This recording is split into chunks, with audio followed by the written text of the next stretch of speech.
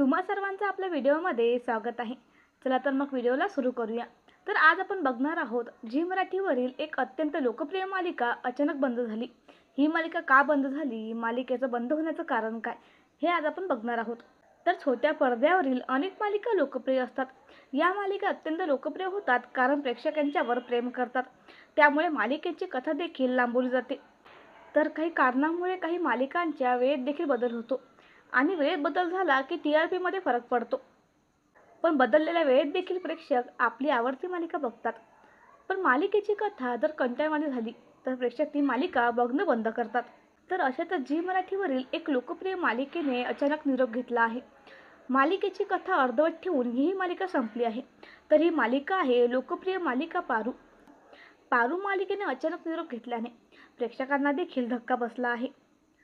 याबद्दल झी मराठीने कोणतीही पोस्ट केली नाही, मात्र मालिकेतील मुख्य अभिनेत्रीने केलेल्या पोस्टवर चर्चा आहे।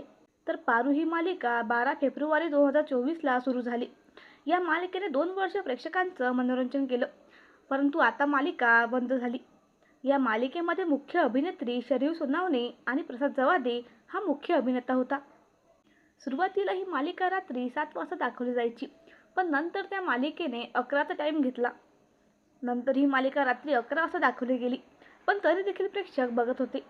तर इतकं सगळं असूनही मालिकेला प्रेम येत होतं, परंतु मालिका बंद का केली याचं कारण काही समोर आलं नाही।